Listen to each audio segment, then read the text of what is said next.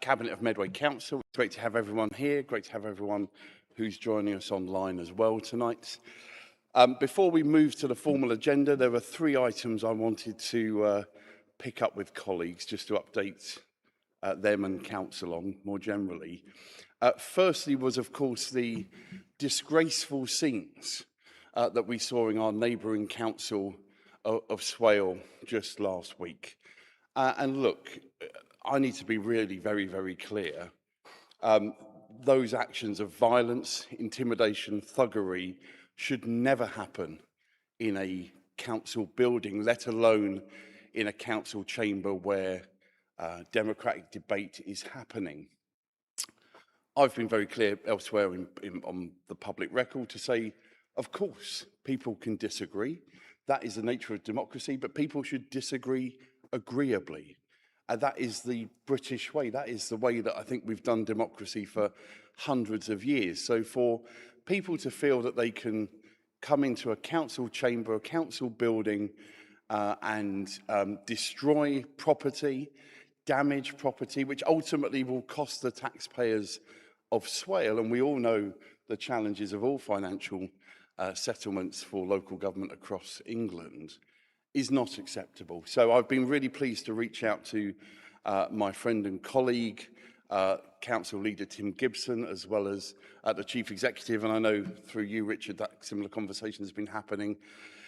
And I know nationally as well that obviously that was raised in the Houses of Parliament by the MP for Sittingbourne and Sheppey, Kevin McKenna.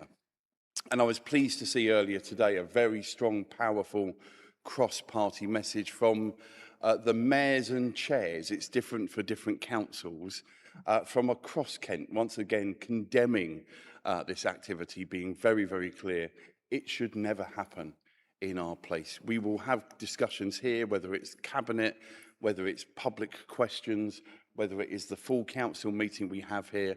Of course, by the nature of it, people don't agree, and that's fine. And you have the debate, and you have votes where you need to have votes, and then democracy has taken place. You should never, ever resort to violence. So we send a huge message of solidarity to all councillors in Swale, to the hard-working staff who were disrupted both on the night and subsequently they had to not open to the public the following day. And I was speaking with Minister Taylor, Baroness Sharon Taylor, on this issue just yesterday, and again she was very clear that the support for Swale was from government as well, and I think there'll be questions to be looked at around safety and security for council chambers and wider issues as we move forward. So I know I speak not on just my own behalf, but on behalf of this cabinet and indeed the people of Medway. Many people of Medway work for Swale Council as well, so we send them all our best wishes as we go through that process. Still a criminal investigation ongoing, so I don't want to say too much more about the practicalities of what happened on the evening. I want to pick up on 2 slightly happier notes as well before we move to the formal agenda. Firstly, we've waited more than 20 years, but I'm so delighted that tomorrow this council will be making its submission of its local plan to the Inspectorate for examination. And I'll say more at January's full council, but let me very publicly put on record my thanks, particularly to Simon from a political perspective, along with others from across the cabinet who I know have supported him in his work, particularly to Dave Harris and to Catherine Smith, but actually that wider team, Adam, your leadership, Mark Brethwick as well. It has been a one Medway approach. Lots of people, for lots of different reasons, want to see an updated local plan. It's worth remembering, of course, that if we didn't do this, the new council for our community would be lumbered with the plan from 2003. So it was important before LGR was being talked about. In my view, it's even more important now. So I look forward to, I don't always look forward to emails, but I am very much looking forward to that email being sent tomorrow, and I look forward to joining officers for when that happens. And then finally, blimey, getting to the last 4 of an international dance competition like Strictly is fantastic. So we've all been incredibly proud of Balvinda Dancing with Julian. So on behalf of our cabinet, you know, a fantastic effort, and we're really, really incredibly proud of all the work that she's done. She'll still be on our screens, of course, with the day job, looking after the people of Walford. But yeah, incredibly proud. And again, thanks to the comms team here at the council, our friends, particularly at BBC Radio Kent, Dominic King and others, all of whom have been out supporting her and getting out that vote. So incredibly proud she did so well. Let's move to the formal agenda tonight then. We have one apology for absence, as you can see, from my friend and deputy leader, who is not here tonight. A record of decisions. A colleague happy that I signed the record of the 18th of November. Thank you. Are there any disclosable pecuniary interests and other significant interests? Nobody is interesting tonight. That is a good thing. Let's move on to then questions from both the public and councillors. We have a number of questioners tonight who are not here. If colleagues choose to use it, they'll just send a written response. That's perfectly acceptable. If they want to give their response tonight, that's acceptable as well. We've got the ability to do both. And just a reminder to both colleagues, but also to the public and those who are watching the meeting tonight, the order of the questions is questions from the public on articles that are coming to us as agenda items tonight. We have one of those from Mr. O'Connell. And then wider public questions, we have several of those tonight. And then we move into councillor questions. Again, we have several of those tonight, but I have been given notice that a number of councillors, for a variety of reasons, are not able to be with us tonight. So again, if colleagues wish to just send a written response, you can state that tonight. We will aim to get through all of the questions. I suspect that will take us over 20 minutes. But as colleagues know, this is important to us. Answering those questions will be critical. So we'll move to the first question, which is from Mr. O'Connell. If Mr. O'Connell is here, I think he is, who'd like to come and ask his question to Councillor Simon Curry. Please come up to the microphone so you can ask your question.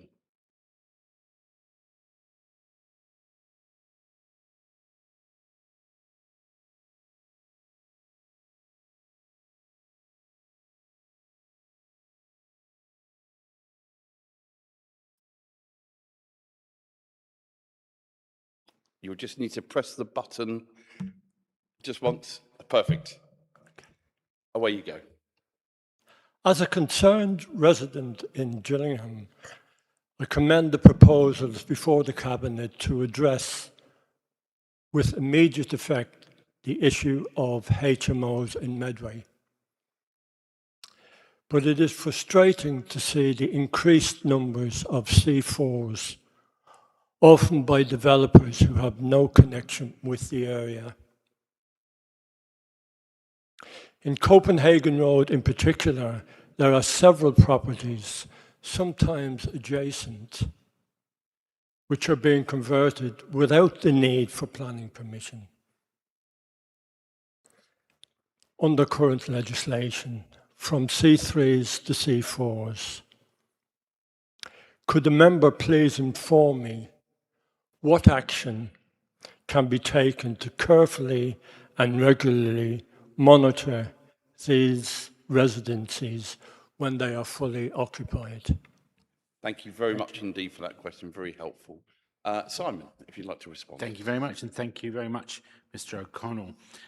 To start with, I would just like to add my own thanks to the team for producing the local plan and getting it to where it is. And notice the local plan is a very apt piece of legislation that we can bring in, a regulation we can bring in to address your question. The achievement of that team under Adam and Mark and Dave and Catherine in particular has been amazing. So I'll just add my thanks to them for that. Under the Housing Act in 2004, all houses in multiple occupation HMOs must comply with specific legal requirements designed to protect the health, safety and welfare of occupants. This includes mandatory licensing for larger HMOs, property with 5 or more occupants, forming 2 or more households and sharing facilities. Compliance with management regulations, which require landlords to maintain common areas, ensure fire safety measures are in place, and provide adequate amenities such as kitchens and bathrooms. And meeting the housing health and safety rating system standards, which assess risks such as fire, damp, overcrowding, and electrical hazards. Once these properties are fully occupied, our private sector housing team will carry out inspections and take enforcement action where necessary to protect the residents and the wider community. Medway is also working towards the consultation process for additional licensing, which would extend licensing requirements to smaller HMOs as well. This will give the council greater oversight and control, ensuring that landlords meet their obligations and properties are managed responsibly. The consultation is expected to begin in the coming months, and residents will be invited to share their views. We are also prioritising enforcement resources to ensure that properties are monitored effectively and standards are maintained. As part of this, we are actively reviewing staffing levels within the HMO enforcement team to ensure we have the capacity to deliver robust monitoring and enforcement. And just to add in, from a planning perspective, as you will see this evening, we are proposing to implement an Article 4 directive on those properties with fewer than 6 occupants, and there'll be more of this later in the meeting. In the meantime, if residents have concerns about overcrowding or property conditions, these can be reported directly to the council for investigation. A lot of the best work done by a housing team is through local contact and communication, working closely with residents, either directly or through elected members. Thank you very much. Thank you. Thank you. Do you have a short supplementary question, Paul?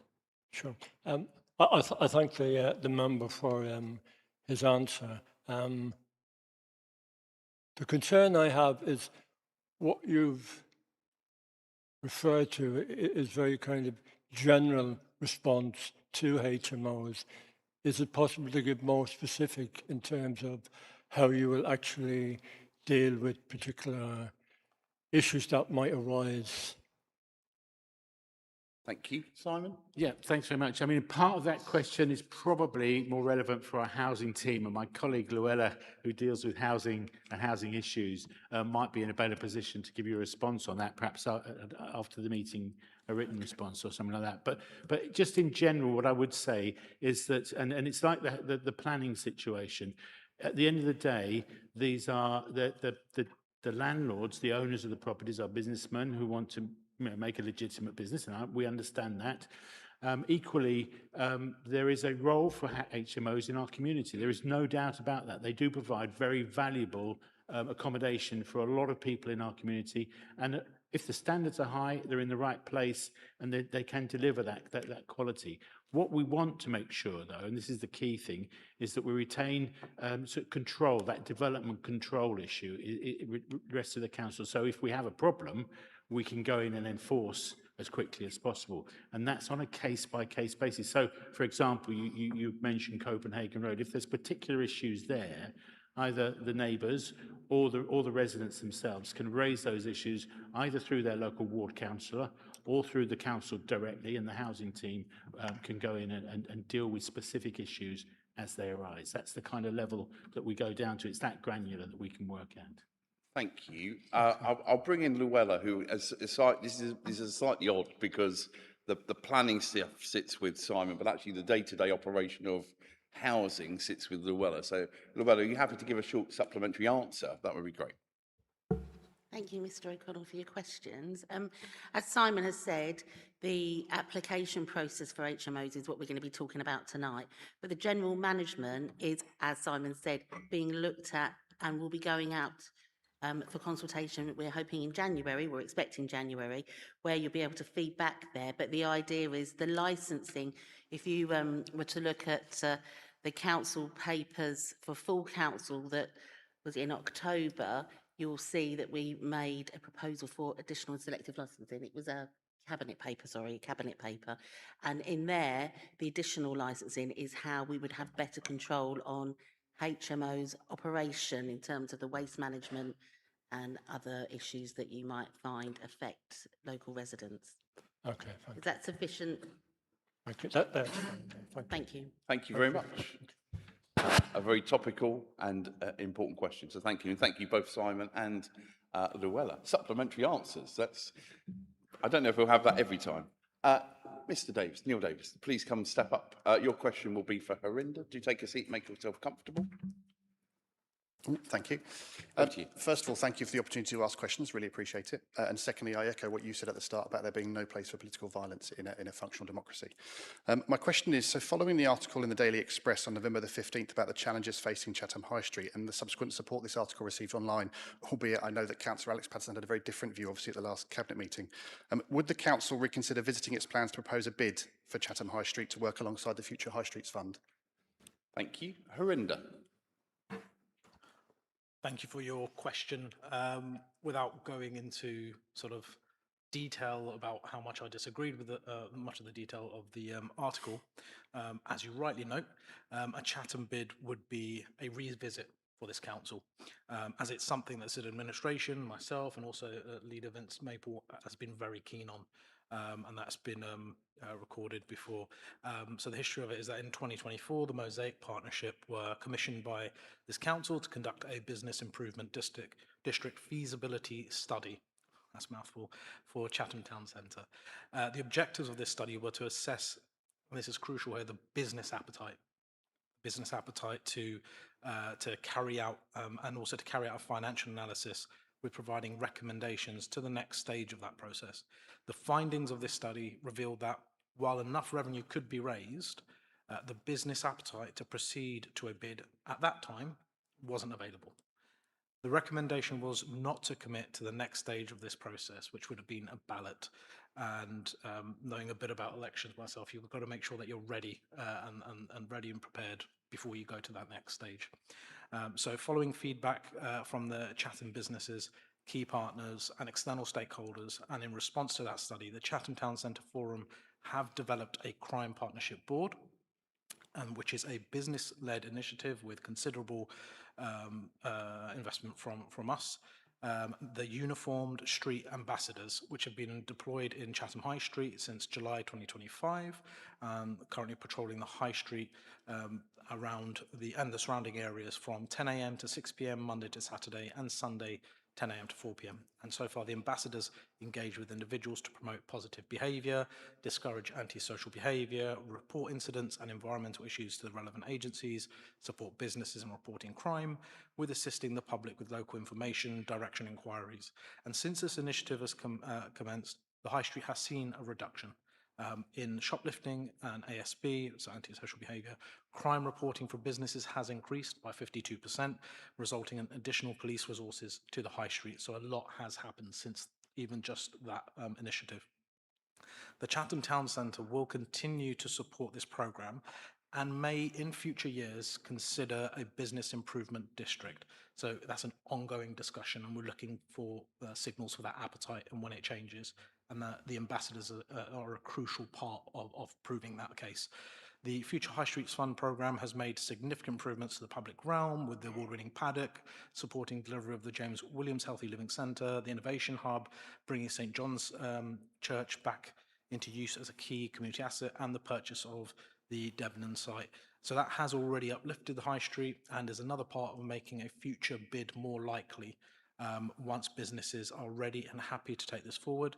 The council are committed to the long-term vitality of Chatham High Street, so it's about recognising when it's right to pull the trigger. So watch this space and watch out for future improvements that sort of will sit alongside that with other upcoming funding streams that will be, I'm sure, announced in the upcoming year. Thank you. Thank you very much. Neil, do you have a short supplementary question? Yeah, so just one part, I suppose, and I really appreciate your answer, actually.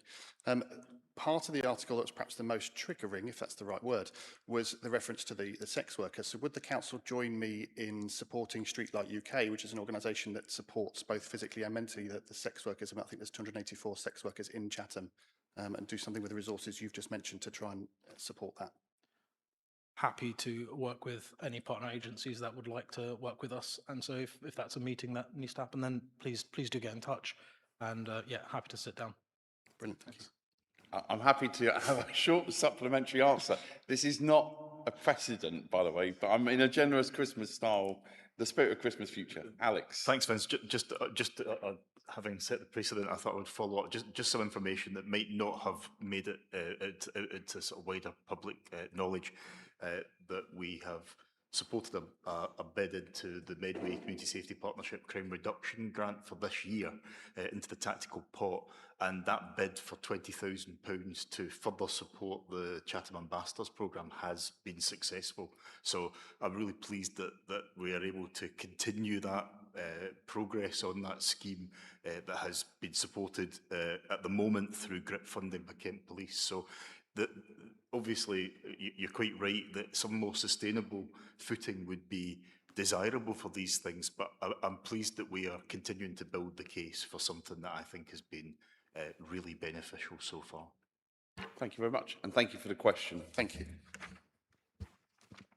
And I agree with Harinder on the merits or otherwise of the Daily Express article. Question C is from William Burville. I can't see him here. So, Tracy, happy to hand to you to respond. Thank you, and thank you for the question. We recognise the pressures on the SEND system, and while I know there's still a lot to do, I'm really proud of the steps that we've already taken and continue to take to improve the system in Medway. Firstly, to reduce waiting times for EHCP assessments, we've increased staffing, streamlined our processes and introduced digital tracking to improve case management. We also have early triage in place to prioritise the most urgent cases, and this has had a substantial impact. At the beginning of the last academic year, only 4% of EHCPs were issued within the 20-week timeframe. By the end of that academic year, this had increased to 54%, and this is because of the improvements that we made. And further investment will mean that this figure will continue to improve. Secondly, to make sure assessments are evidence-based and accurate, we've strengthened quality assurance, introduced moderation of plans, and ensured multi-agency panels review the more complex cases. On managing SEND spending, we've got a financial oversight group monitoring the high needs block expenditure, and we benchmark against regional and national data. Added to this, we're investing in local provision to reduce reliance on costly out-of-area placements and independent provision. And we've been able to do this because our government has allocated additional funding for this purpose. In August, this Cabinet agreed funding for an additional 400 special educational needs places in Medway through a new secondary school for Dane Court and additional resource provision in both primary and secondary mainstream schools. This is an excellent example of how investing in the sector now will lead to long-term savings through reduced costs, both in terms of payments to outside providers and the additional costs involved in transporting children and people long distances. This is not to mention the benefit to our young children of not having to make those long journeys, of being educated near to home. We very much welcome the further announcement which the government made last week, confirming at least £3 billion will be invested over the next 4 years to create an additional 50,000 SEND places in mainstream schools across England. We're also reinforcing early intervention and SEND support at an earlier stage. This is not a statutory duty, but we know it's the right thing to do in terms of making sure our children get the right support at the earliest opportunity, which will often avoid unnecessary escalation to more costly statutory plans, and so again save money in the long term. Finally, to ensure transparency and accountability, we share performance dashboards with stakeholders, hold regular engagement sessions with families and schools, and maintain audit and compliance checks. And to prevent misuse of the system, we've strengthened multi-agency decision-making panels and attendance at them to ensure decisions are robust and evidence-based. So in summary, our focus is on timely, high-quality support for children and young people while maintaining financial sustainability and trust in the system. Thank you very much indeed, Tracy. Our next question, I think the questioner is here, Milo O'Connor. If you'd like to come and ask your question. While you're just taking a seat, I'm going to suggest to colleagues that we take question E. Zoe, if you're happy to give an answer to that. Nina, if you're happy to give an answer to Ron's question. And then all the others we'll just deal with in written correspondence because we are already at 20 minutes. But let's take those two public questions. And Ron's question, because he's given very specific apologies, so I do want to make sure his answer can be given. Thank you, Milo. Over to you. Hello, everyone. Thanks for the opportunity again. I just wanted to bring this up because I've been experiencing this a lot recently, and I can't imagine how others feel about it. But there's currently a lot of potholes on the old Rochester High Street, where the old Rochester station used to be. It's a key road for commuters. It goes between Rochester and Chatham. So anyone from Strood to Gillingham could use it at any point. Buses use it. I've been using it a lot to cycle to the gym, and lots of cyclists use it as well. I was just wondering, do you have any plans on making any long-term reparations to the road? And the chains on my bike have been quite fragile recently. Thank you. Alex, thank you very much. Thanks for your question, Milo. And obviously, as well as being my portfolio, the section of High Street you're talking about is in my ward. It's my patch, so I've got a vested interest in making sure that it's looked after. On that point, the road is inspected on a weekly basis. So the most recent inspection was on the 9th of December. Any defects identified are repaired accordingly to ensure it remains safe for all users, including cyclists.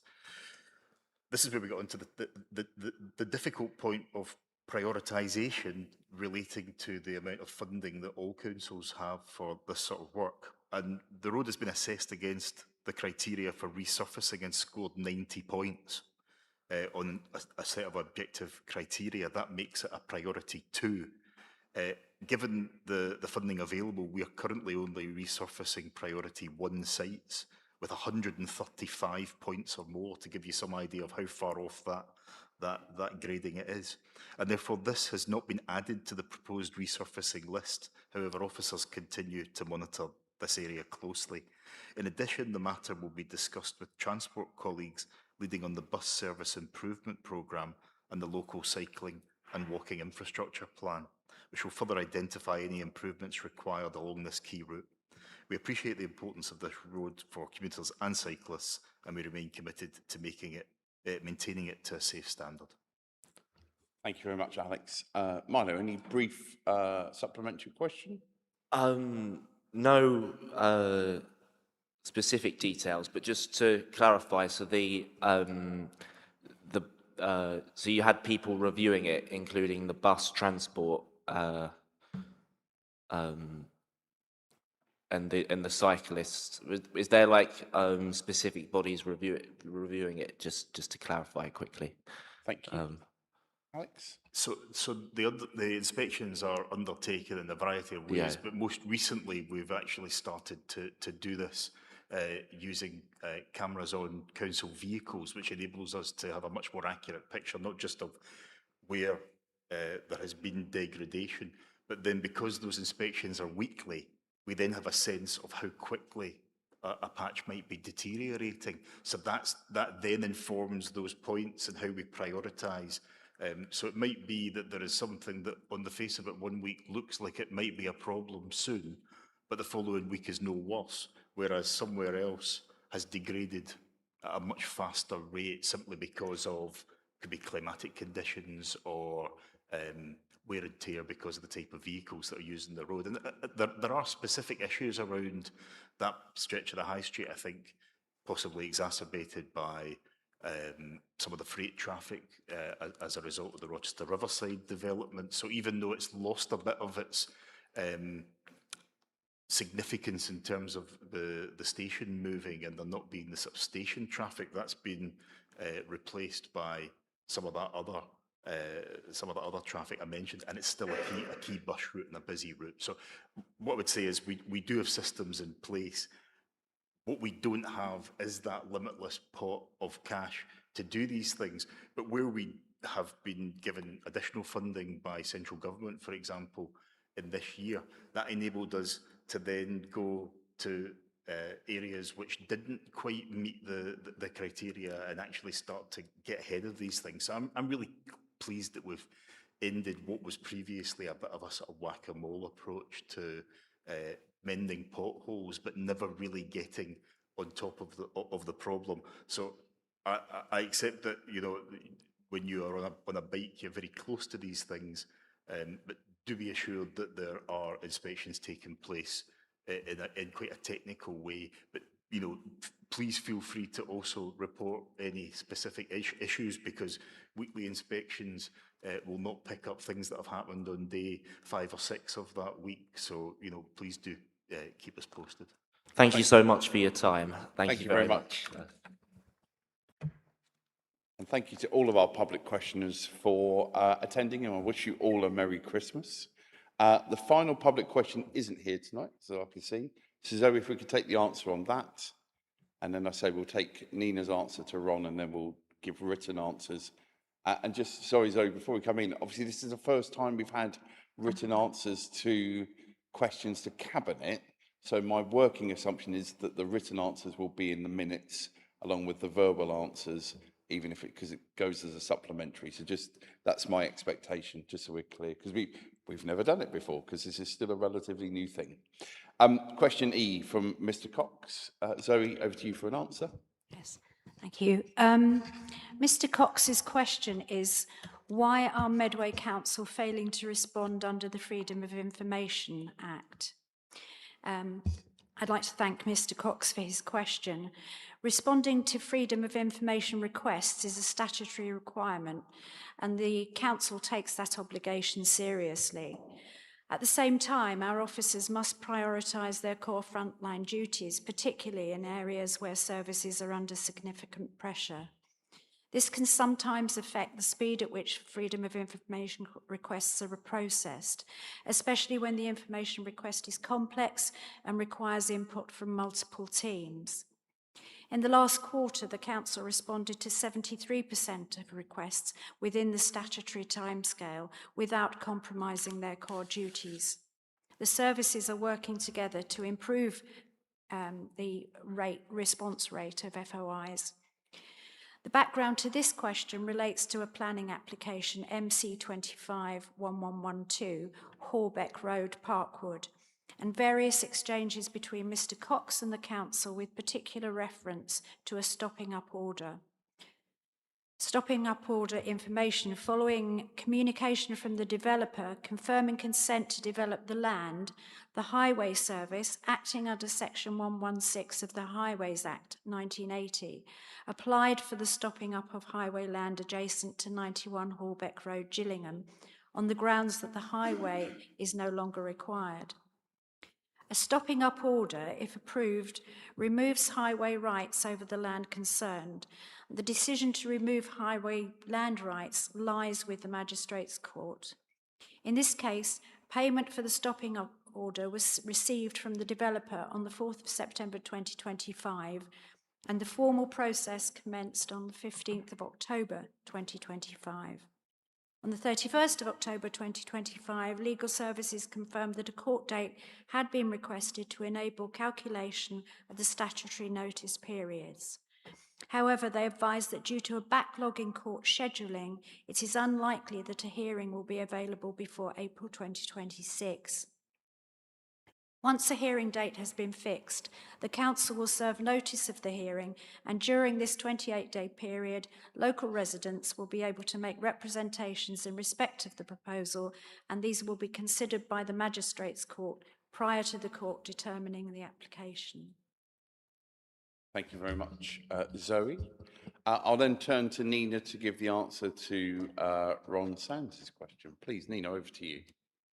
Thank you for the question, Councillor Sands. Yes, indeed, we're very proud of our rich military history, especially here in Medway, where our connections with the British Armed Forces goes back to more than 450 years. I know the fort that you are referring to, and it is an important historical feature on the river for all the reasons that you state. I've done further consultations with officers, and the short answer is that as a scheduled ancient monument at risk, This is a matter that needs to be discussed between Historic England and the landowner, and Medway Council has little power to act on this matter. However, I do completely recognize all the points that you have raised and the importance of this fort, and especially for local residents, including those of us like you and I who also have personal links with the British Armed Forces. As a result, my officers have contacted Historic England, asking them what can and is being done, but also putting forward the suggestions, including those that you have set out in your question, whilst it is also recognized that this will have to be led by Historic England rather than Medway Council. We're of course willing to listen and support where we can. I will make sure that you are kept updated on their response and involved in what I hope will be a positive action moving forward. And I do hope that you and your grandson and everyone will be able to enjoy this fort and appreciate its historical importance now and into the future. The landowner can also consider making an application for a shared prosperity fund, for example, to develop awareness and engagement plan, as have Slough Fort done successfully in the past. Thank you. Thank you very much. And I'm always pleased to see anybody enjoying a Medway piece of history wearing an Arsenal shirt. So that's a good thing too. And we wish Councillor Sands and all other opposition councillors who have put questions tonight and their families a lovely Christmas. So we will, I'll say, give written responses to those other councillors. We'll aim to have those in inboxes certainly before Christmas Day. That's the plan. Let's move on. Thank you. And thanks to colleagues for answering those questions. We'll move to agenda item 5. And again, obviously following on from the public question we had on this item, I'll move to Simon to go on to the issue of Article 4 direction, houses of multiple occupation. Simon, over to you. Thanks very much, Vincent. Thank you very much, everyone. As colleagues are aware, there has been a significant increase in the numbers of HMO applications over the last year. And this is not just in Medway, but it's a national issue as well. There is no doubt that HMOs are an essential part of our housing delivery, providing much needed homes, especially for young people and those on low incomes. However, it is also essential that the council retain control over where and how these properties are delivered. Currently, any HMO comprising of 6 or more unrelated residents requires planning permission, and this is done under our old local plan from 2003 policy. So it is time for change in many respects, regardless of what we're doing in terms of this Article 4. Under the permitted development orders regulations from 2010, HMOs of 3 to 6 residents can be brought forward without planning permission, and that was highlighted by the question that we had earlier. The report spells out how this happens through use class changes. As we are seeing a significant increase in the larger HMOs, we are also aware of increases in these smaller ones. In order to provide adequate development control for the increase, the Article 4 directive, which will be taken forward in 7 key wards, which are listed in the report, will require planning permission for HMO of 3 to 6 residents. This requires a huge amount of evidence, which is provided in Appendix 1 of the report, and I urge people to read this in order to get a full picture of how we go about this kind of thing.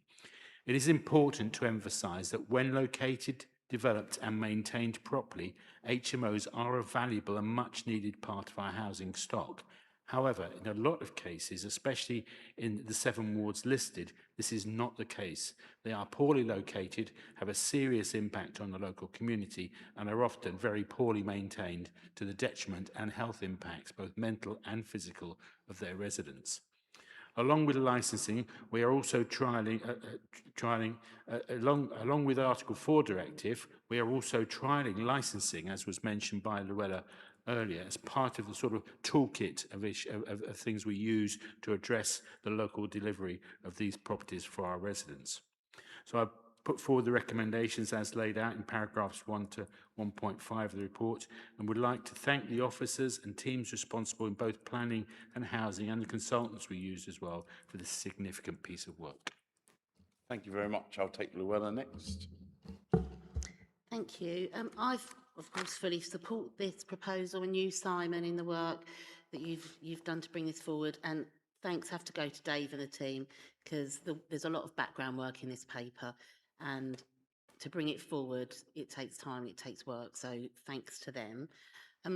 Reform. There are reports that Reform are somehow suggesting that they've influenced this work, and I just want to say that is incorrect, because as per the amendments made at full council, I indicated there that work was already underway to review housing licensing and HMO regulation, which of course it has been. So, we've been questioning the appropriateness of HMO conversions and the rate and scale of them in our congested urban areas for some time, and work like this report doesn't happen overnight. So Reform's repeating comments are just showing that they're jumping on the bandwagon and want to take a stake of claim on the work that we're already doing. So look, I've grown up in Gillingham. Like Adam next to me, we've seen the changes that have happened over the years in Gillingham, and that's a result of the serious lack of investment and care shown by the previous Tory administrations in our towns across the board, not just Gillingham. So I'm not going to be lectured by them. The rate and scale of HMO conversions have been allowed to grow unchecked for many years by the Tories, and now that we're in administration, we're doing something about it. As the report says, about a third of the HMOs are actually in the ward I represent, Gillingham South. And I know from the casework I get from residents, as well as feedback, that the impact on these large numbers on our tight streets can be huge in terms of poor waste management and parking congestion, not to mention other things. So the general numbers of people moving into these HMOs that are designed for potentially small families, really, they just can't go unchecked. So although we want to welcome HMOs that are in the right location for the right type of property, they need to come through to planning to be checked first. So I'm really appreciative of the work you're doing to move that forward. It gives us a chance to seriously consider it before any planning is granted, because they're effectively businesses and they've got to be sustainable for the whole community. Comments made by developers that have been reported recently, like the streets of Gillingham are paved with gold, are just not helpful, and they show a severe lack of consideration to our existing residents. So, as I've said, there's a place for HMOs, but the free-for-all to potentially abuse permitted development rights has got to stop, and our Labour administration here is making the changes to make this happen and ensure the conversions can't go unchecked for the future. So I do fully support the proposals. Very much indeed, Luella. I've got Tracy next. Thank you, and thank you very much, Simon, for bringing this forward.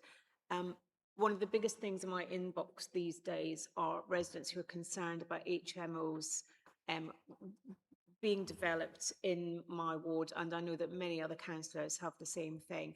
And as Luella's already pointed out, HMOs, they're a really important part of the housing officer, and they're a really valuable option for many residents. With the increase in rent, very often this is an affordable option for people. However, we need HMOs that are a good standard of accommodation, they're well maintained and well managed for the people who are living in them, but also for the neighbours, so that they are not affected by a lot of the things that are often associated with HMOs, which are not well run and not well managed: antisocial behaviour, build-up of rubbish, noise, and so on. So this new report means that we will be able to consider these applications rather than them just being through. We can look at who the developers are, see what kind of track record they have, see whether or not the developments they've already done are of the high quality that we would want all the residents to be living in, and make sure that we are passing these through when they're the right kind of accommodation for our residents. So I think that we'll be in a better place to ensure that all residents in Medway have a decent standard of accommodation, and make sure that their neighbours also are free from any nuisances which can occur in the area. So I'm very supportive of this. Thank you. Alex, please. Thanks, Vince. Partly a comment, and I'm supportive of these proposals because I think there really is a quite acute need in those particular wards for intervention.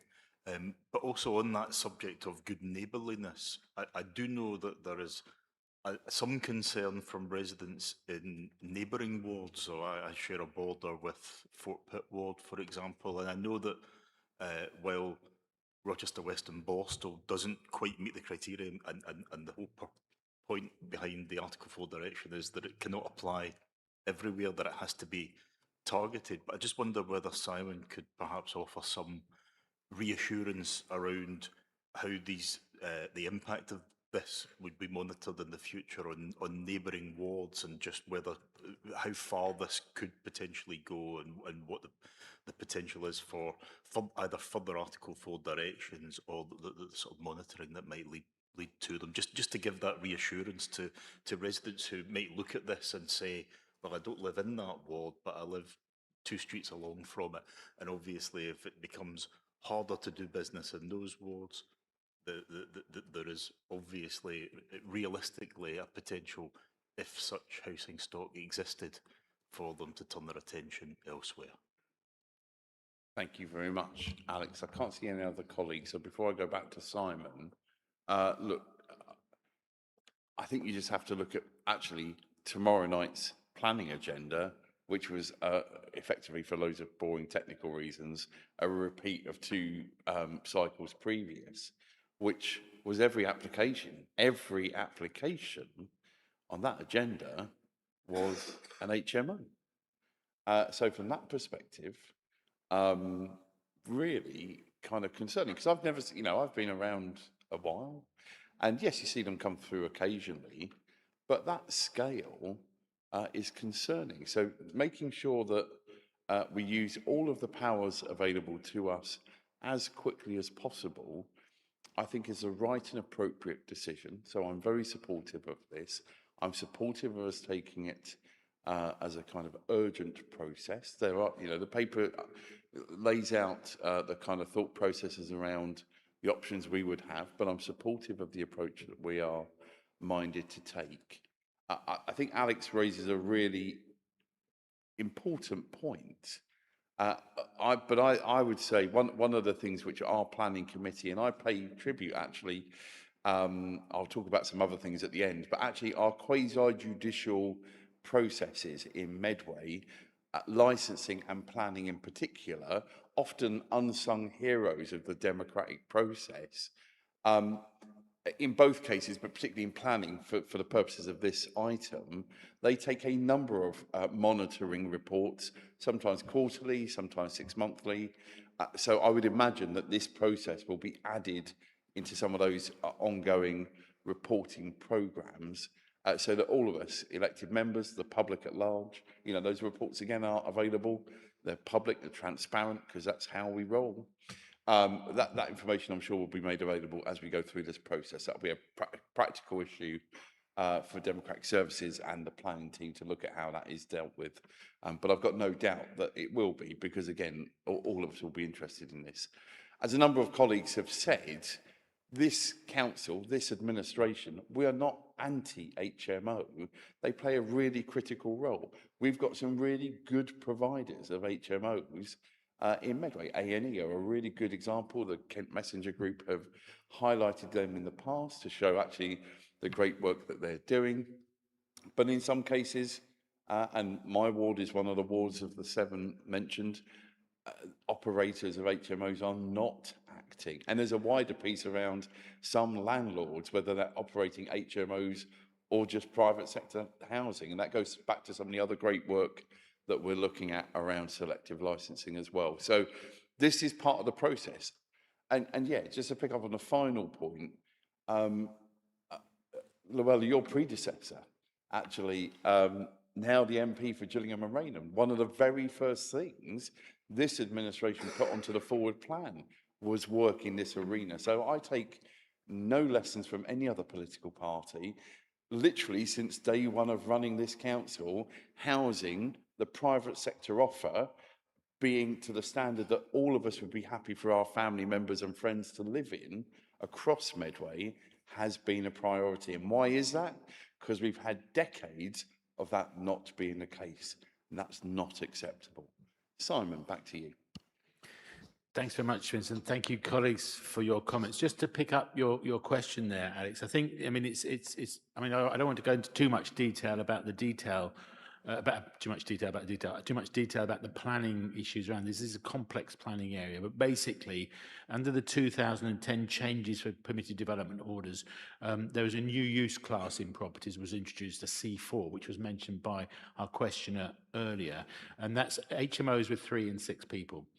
Between 3 and 6 people. And it's easy, and you don't need planning permission to move a Class C3 house, which is a normal one where you'd have to have planning permission, to a C4, and then you can go ahead without planning permission. And I'm keeping track of that is hard work, and how many are being used for HMOs and that sort of thing is very difficult. So you have a very valid point. If you've got a neighbouring ward where we haven't got the new regulations coming in on Article 4, then they may have very, very valid concerns. So this will be an ongoing process. And if those applications come in and things start to escalate in another neighbouring ward, then we will act quickly. And this is acting quickly. These will come in immediately. And I would like to just pick up that point about this immediacy of it. You know, within the short period of time following any decision by members tonight on whether we go for this or not, then we will bring it in within the next week or so. And once it's in, then it will apply. If there are landlords and property owners who then have a problem with that, then they can appeal and make claims for compensation and such like, and we've built that into the structure of this report in order to tackle that issue if it arises. So landlords are not being excluded from the process, but they will just have to come to us. So there is that sort of balance in that process. And I think that's really important point to note, because this is really about development control. The moment it's pretty much of a free-for-all out there, and that is no way for any planning authority to operate. We have to operate in a world where we have a local plan that's applicable. Ours is out of date. We're working with a 2003 policy on HMOs. So our new local plan, once it's adopted in a year's time, fingers crossed, I'm sure the government will look at it very carefully. The new policies in that local plan will apply. But in the meanwhile, we're using this tool in order to make sure that we retain control of development in this way. I think I'd just pick up that point that Luella made on reform. And just if colleagues might recall that our current MP, Nashaba Khan, was campaigning on this in opposition, and I was working with her on licensing and all other sorts of issues. We've been doing this for years. It's been a massive issue. We've always known there's been problems, and we've been trying to do something about it as a party for a long time, well before reform were even thought of. So I think I'd take no lessons from them whatsoever on that. I think it's important to also just a message to those landlords and those property owners who aren't doing things properly. What we're working to here, particularly, is a benchmarking of what we consider to be an acceptable standard. Medway Council owns and manages a number of properties across the whole of Medway, and in general, they are in really good condition thanks to the role of our housing team and the HRA way that we do it, and it's monitored by the board that Luella chairs. And that's the standard we're after, and better. And if landlords can't keep up to that standard, then frankly, they're not welcome in Medway. That's my personal view, perhaps shared by colleagues. We have standards here. We expect our residents to be looked after and well cared for. That's our job. And if we don't do it properly, then the landlords responsible for not doing it properly can go and find somewhere else to own properties. That's a personal view. I agree with Simon. Colleagues, are you content to agree to recommendations as laid out in the item? Thank you very much. Let's move on to the next item, where I will probably agree with Simon again.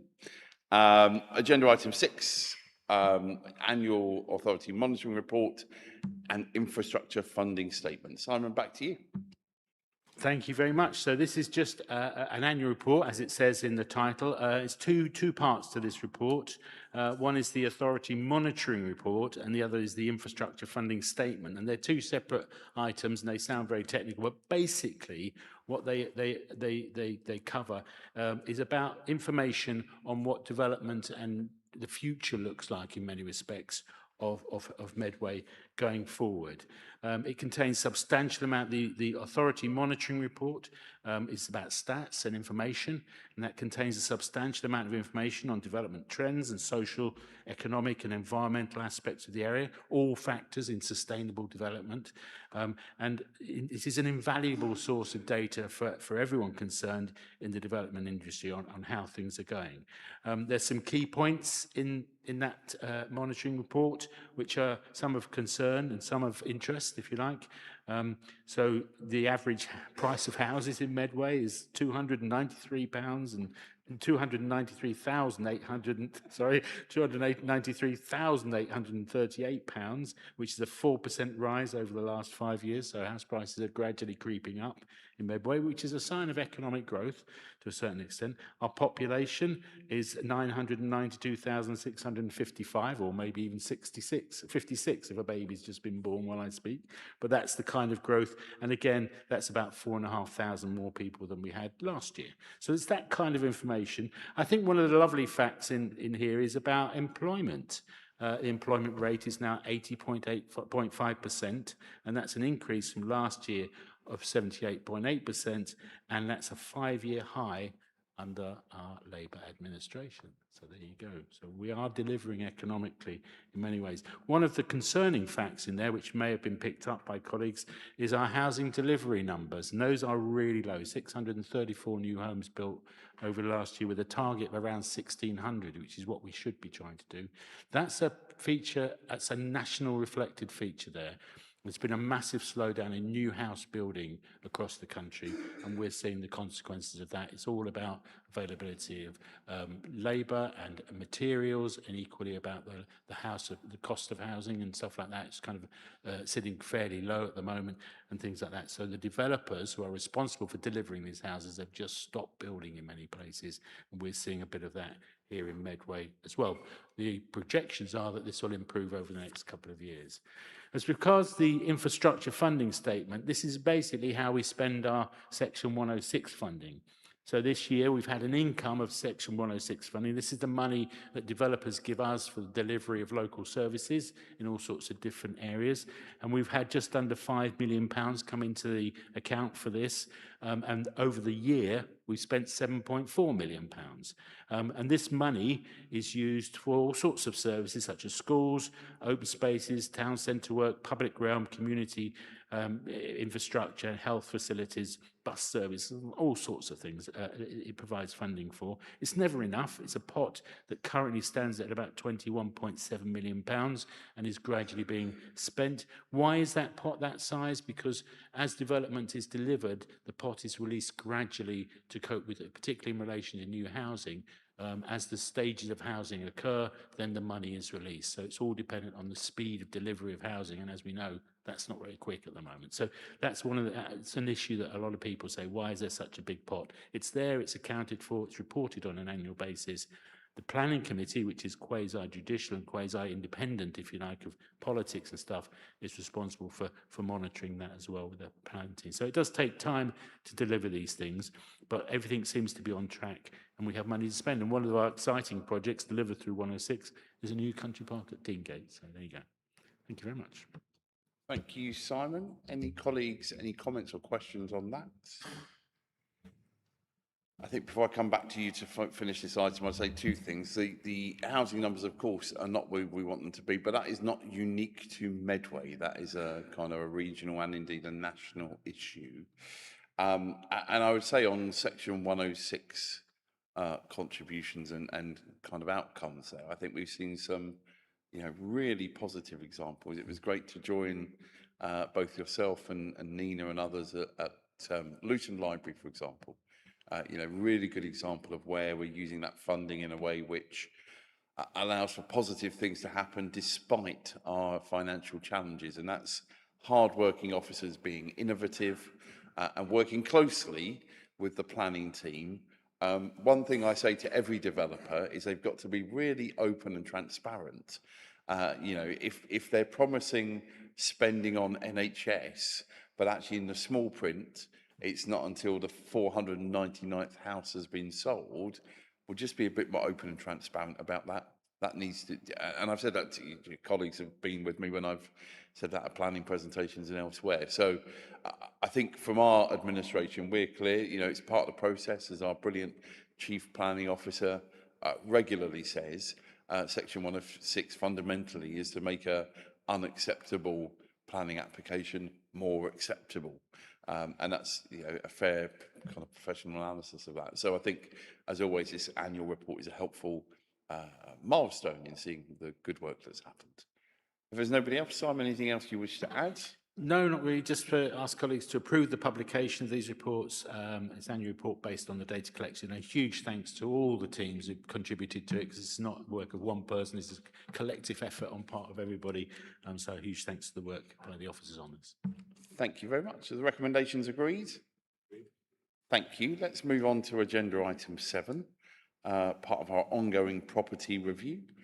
Zoe, results of these latest consultations, over to you.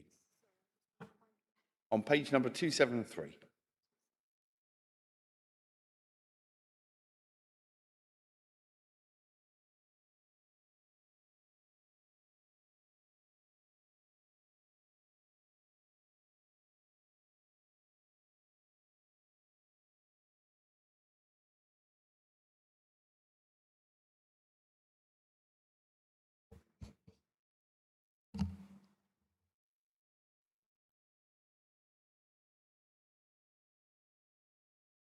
Take your time.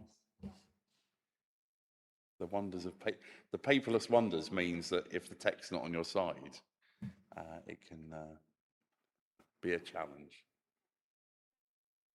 Microphone, please.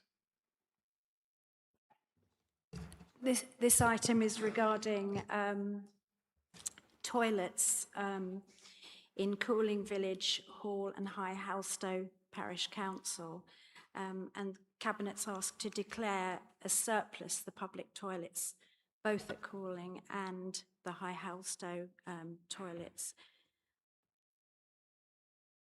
Yeah. The reason for the decision is on the recommendations of SIPFA following its report from January 2024 in order to get our finances in proper order. And so the proposed closure of these toilets goes part way towards avoiding future capital expenditure and the required maintenance of the toilets. By way of clarifying this, these toilets are based in a very rural area of the Medway towns. For one set of toilets, there is a public house, and then the toilets located pretty well adjacent to each other in a very sparsely occupied area. And so therefore, the proposal is that there is no good reason, therefore, to carry on the maintenance of these toilets at a cost to the council.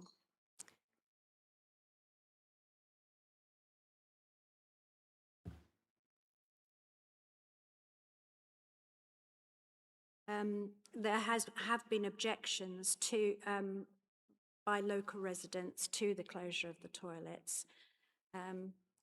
They were closed for repairs, but there are other public toilets available in the peninsula, including those at Stoke and Hoo. High Halstow has now agreed to take surrender of the lease of the toilets in that area and to run them themselves. So there are two options. The council could decide to take no action in respect of the toilets and could continue to keep them open. However, this will not generate any savings for the council, and the use of those toilets is not, the level of use is not justifiable for the cost. Or the council could decide to close one or both the facilities, and in the case of High Halstow, seek to agree surrender of the council's lease. So the proposal, the recommend option is to not to continue supporting these toilets on an ongoing basis. Council has the power to dispose of the property and has set out its response to the consultation, public consultation, and the very low level impact of closure of the toilets that calling will be. So the proposal is that we no longer support management of those toilets. Thank you very much, Zoe. Very helpful overview. Any colleagues, any questions or comments? If not, I'll say a couple of things. I'll be supporting this recommendation, and if we ever wanted a real-time example as to making sure everyone is clear on everything on the matter of local government reorganisation, of course, some of these documents were for councils before the councils that formed Medway. So from that perspective, it does show that decisions that we could be taking today may be debated by people in a similar chamber in 50 years' time, and I wish them well with their deliberations. I want to thank High Houselow Parish Council for stepping up. Of course, in that case in particular, it's very clear who has the freehold, and they've stepped up, and I thank them for that, recognising for the slightly larger community at High Houselow, they probably are more likely to be used by local residents who are out and about, unlike necessarily perhaps cooling. It's regrettable, but I understand from my seat that any council of any persuasion who have got financial challenges may not wish to take on extra burdens. But as we've spoken about before, we have to take some really tough choices. I'm thinking back to when we were speaking to SIP for this time 2 years ago, ahead of the first report that we commissioned ourselves directly. And it was very, very clear that throughout our period of the 4-year cycle, there will be a number of difficult decisions to get us on that route map to financial sustainability and transformation, and we're on that. And that does mean difficult decisions like this. So I appreciate and I understand that particularly for colleagues in cooling and residents in cooling, this will not be the outcome that they want. There is still time. This decision tonight does mean that if the Village Hall Committee, the Parish Council, or indeed any other interested party within cooling wishes to step forward, that would be very welcome indeed. Of course, it has a general declaration of within 2026 rather than a specific date. So there is time if people want to continue that conversation. I know, Zoe, through you, your team will be working hard on that, and will be working closely with our colleagues at High Houselow Parish Council as well. Alex, I think you indicated, and then I'll go back to you, Zoe. Thanks, Vince. Yeah, I just want to offer my support to Zoe on this. I think that it's really admirable that this issue has at long last been gripped after many years where decisions like this have, you know, not to put too fine a point on it, been absolutely ducked and dodged for no good reason. I think these things are always challenging to consider, because they, you know, no one, not one person here comes into public service to close things or to give a perception of reduced service. But I think we do need to be realistic, and as you say, it's impossible to know the financial constraints that a local authority might have been many years before I was born. But what I'm pretty certain of is we live in much more straitened times now. We went through a period where there was a 91% cut to Medway's revenue support grant from central government. We are not in the same place as councils might have been in the past to dispose of, you know, show largesse in different ways, and through the building of facilities that are over and above what is required of them. And also, I think, you know, as someone who represents a ward which straddles the urban and the rural, and this is not about one ward's got it and the other ward doesn't, so no one can have it. I don't believe in levelling down, unlike some political parties. But I do think there has to be some perspective when you look at a ward like Rochester West and Borstal.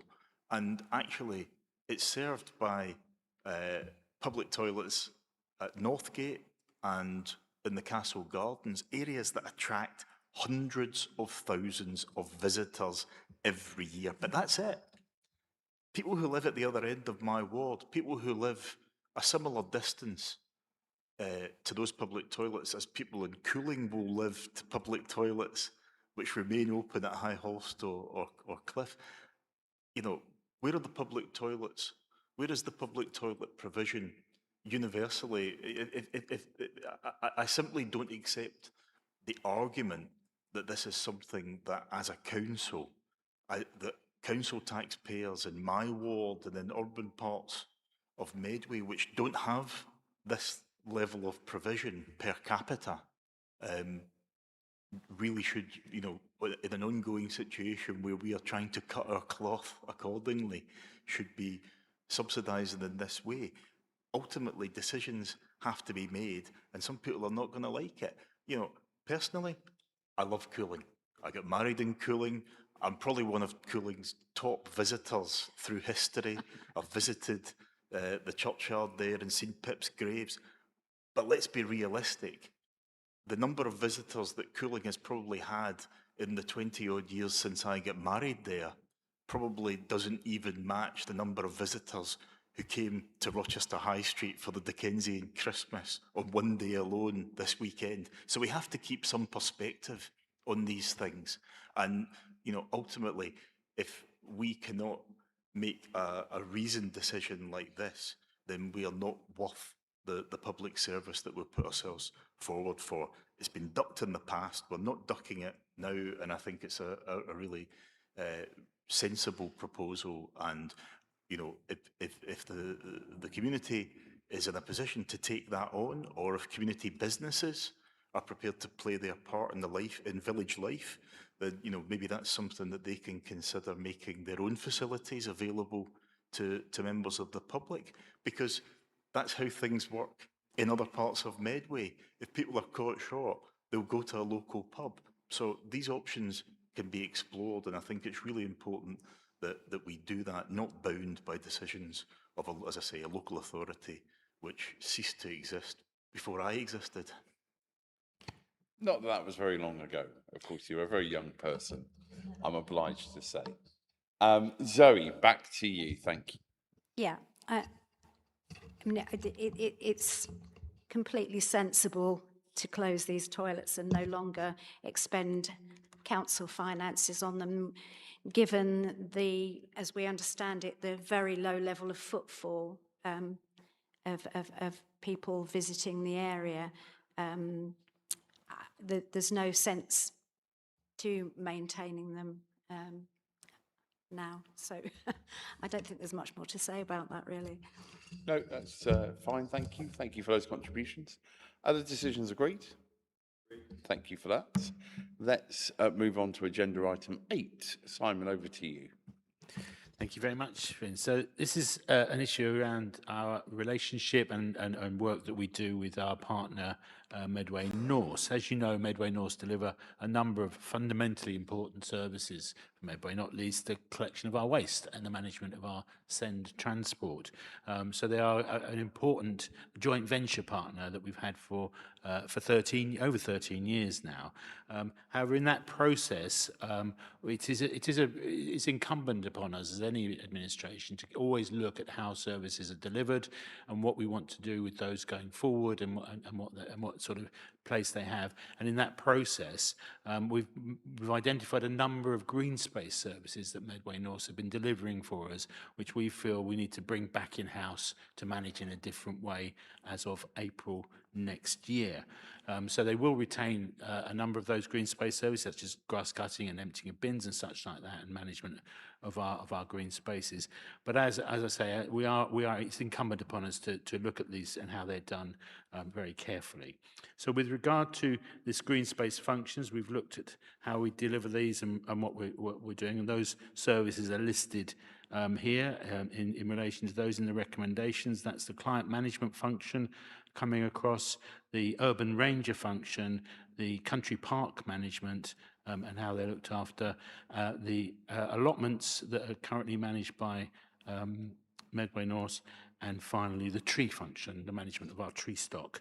And I'll touch on those in a moment. And I think it's important to look at this in context of a number of really key issues that we're addressing. So we have a climate change strategy and a commitment to the new Kent and Medway local nature recovery strategy, which we literally signed up to a couple of weeks ago. And we've been working very closely with Kent on that for over 2 years now. And now that's been delivered, we have to take our role in delivering how we do our nature recovery. So there's that big aspect around climate and nature recovery. We have a growing population in Medway, as I mentioned in the previous item, and we have to deliver on our promise for more green spaces and better access to those green spaces. We have a commitment, which we made over this year, to being a marmot place. And the health and well-being benefits that we all know come from green spaces and access to allotments and such like are fundamental to the delivery of our responsibility as a marmot place. Also on how we manage and maintain our public realm as attractive and healthy spaces. These are the key issues which we've been looking at, as colleagues know, in a lot of detail since we took on the administration.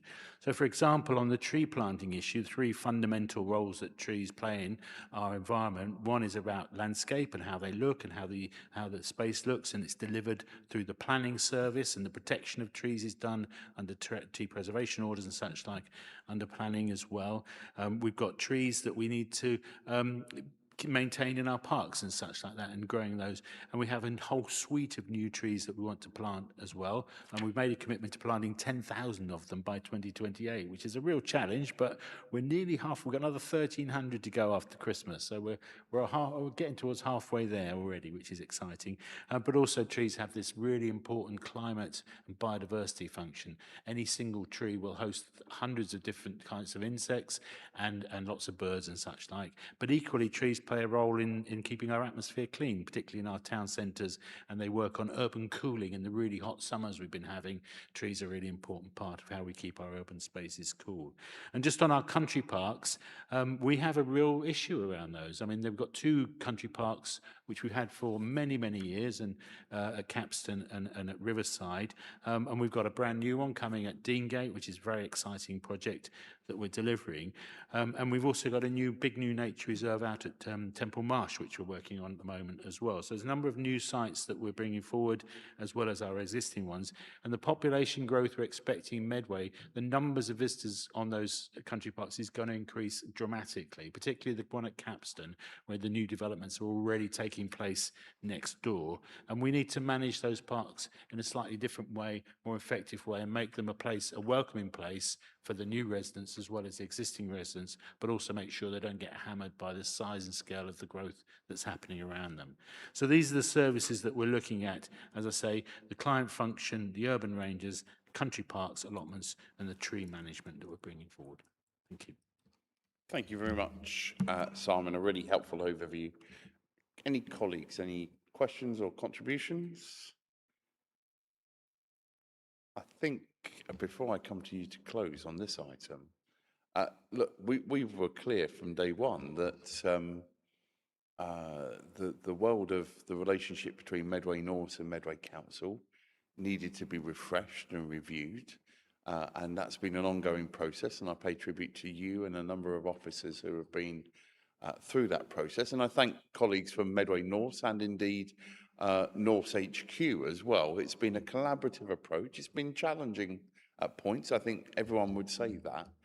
But it's about trying to find ultimately, why are we here? We want the best outcomes for Medway residents. And that will mean, in some cases, continuing the great work that Medway North have done, and in some cases, looking at new and alternative approaches.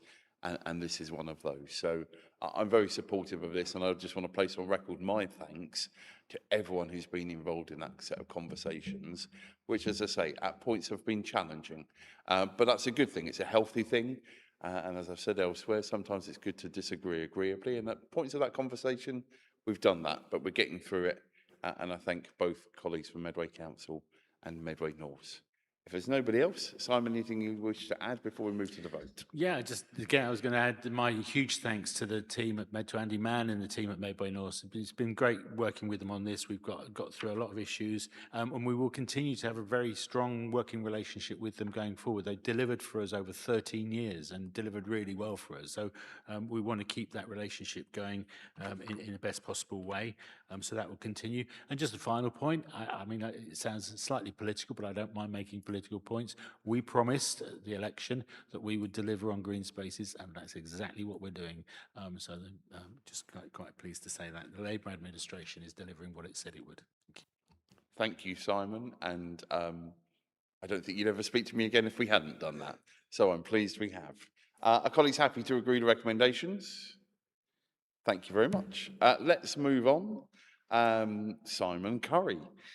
Thank goodness we're still speaking, because you've got another item, and that's on the issue of a really important issue, actually, that's come through various conversations over the last few months, the Green Spaces Bereavement Memorial Policy. So, Simon, over to you. Thank you very much. And I'll just find in my page, as Zoe was having to do earlier. 301. There you got it. My life as a bingo caller is coming ever closer. Thank you very much. So this is a really sensitive issue and something that we're very concerned about. We need to get right from the word go. So our current cemeteries and crematoria under Zoe's portfolio have a very good and very sound policy on how we deal with people remembering and recognising their loved ones. And it's really important that if we're going to manage this properly within our green spaces, and I'll touch on that in a moment, we get it right from the word go. And so this is what this report's all about, and the recommendations are laid out in paragraphs 1 and 1.1 and 1.2. So the key features are we get a lot of requests over the course of a year for plaques and benches and particularly trees and stuff like that. When somebody loses a close person to them and they want to remember them for whatever reason, often the green space where they've shared time together, it matters hugely. And how you show that in those green spaces is really important. So we want to make sure that we get that right. So this policy really lies at the heart of how we go ahead and do that properly, and it builds on the work that we already do at the cemeteries and crematoria, expanding that policy and making sure that we get it right. It's not, and the report spells it out, this is not an easy thing to do because it's very difficult. If somebody wants a bench or something like that, to say, well, actually, you can't have it where you always stood and looked out at the view because actually we've got 3 benches there already, etc. And also the costs involved.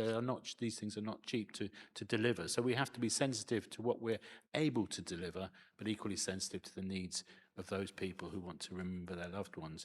So what we've got here is we've laid out a very detailed report on how we can do that. And I think I just want to highlight the one key thing in there, which is the last of the recommendations on paragraph 1.2.6, the establishment of a community working group to advise on the effectiveness of the new bereavement memorial policy and provide recommendations.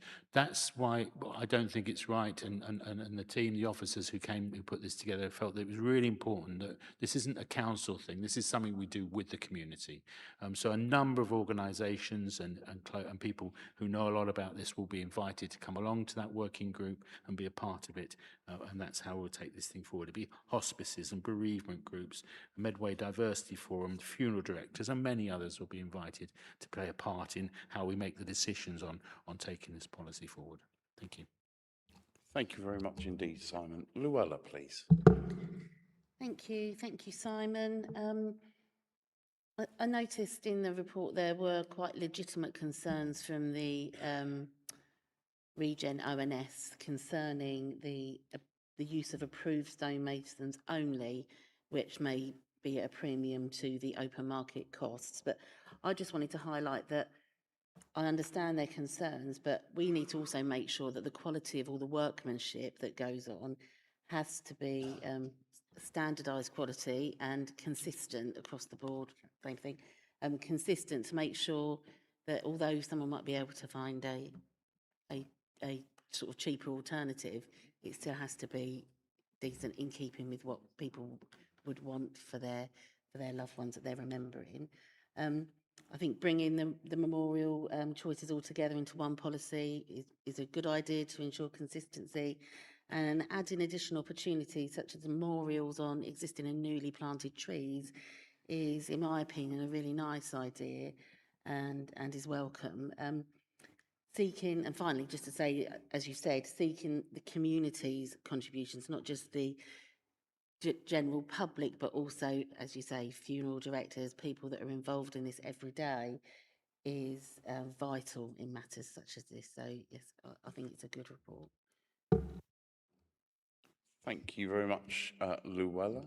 I can't see anybody else at this stage, so before I go back to you, Simon, part of the reason this initial piece of work was started was myself and Teresa were contacted by someone who wanted to reflect and remember those who had lost their lives due to COVID. And I do think as part of the ongoing work, there may be situations where we want to remember things collectively. Of course, just the last few days, we've had the memorial of the Dock Road fire. So, you know, that's not new to our community, but I think that might be one of the things which the working group, and I really welcome the working group. I think it will do really important stuff. And as both yourself and Luella have said, Simon, this is about us being cooperative, collaborative, working together on what is a very sensitive matter. So I do welcome this. I'd ask, just for practical LGR reasons, as to what the recommendation in 1.2.6, if that can specifically refer to Q1 of 2028, that will mean that we would have reviewed that policy in time for it to be handed over to the new council. And I'm sure whoever is in charge of the new council, they would want to have a conversation with us in that approach. And of course, that will be one of the many, many things we'll be looking at as well. There are a number of really good improvements in here. I think using existing benches in a uniform way is a really good idea. Certainly something that even myself and my family are considering. So we may well take use of this policy when it's in place. But also, because there are occasionally have been difficult, challenging conversations where there are multiple requests for a single area, having a process which we can have some clarity on to allow a consistent approach, I think is really very important as well. So advance of this, I want to thank everybody who contributes to the community working group. We've got some really powerful individuals who often speak for the funeral director sector, for example, on a regional and national level. Individuals like John Weir and Andrea Button, who do amazing work. We've got great charities who are based here, so people like Holding On, Letting Go, Abigail's Footsteps and others, alongside people like The Wisdom and Demelza. There will be lots of people who will want to make contributions, and we need to just balance, I guess, membership of the working group to make sure it's a reasonable size, but ensure that those other voices who perhaps aren't members still have the ability to contribute as well. And that will be something practically for the committee to look at. And again, as Luella referenced, the work of overview and scrutiny here, some really helpful contributions. And yeah, it is, I think it's completely appropriate for us to be saying there's a minimum standard that we expect. And then just finally, we have seen in other council areas this go dramatically wrong. We saw that during COVID. We saw that actually, particularly around children and young people's spaces in cemeteries. Again, very, very sensitive. So I think having that ability to have those conversations directly with the community and perhaps those who have been through those most difficult of circumstances will make our policies the very best they can be. And they'll be right for Medway. Simon, please, back to you. Yeah, thank you. Thank you for Collie's comments on this. I think you're absolutely right, Vince, on that. And I think one of the things, and first to say, we're grateful for the Regen Community Committee, for the ONS Committee for their input to this, because it's really important we had that. I think one of the things that, we often talk about the future and how Medway will look, and it's really exciting what we've got looking forward to Elger. But I think one of the things about a community, how a community remembers its loved ones, and how it does that is a sign of strength within the community. And I think we need to get that right. And I think we can get it right because we are a strong community. So subject to that slight amendment mentioned in quarter one in the recommendation, we're looking for option 5 within the report for colleague support. Thank you. Thank you very much, Simon. Is that agreed? Thank you, everybody. Let's move on. The next item sits with me.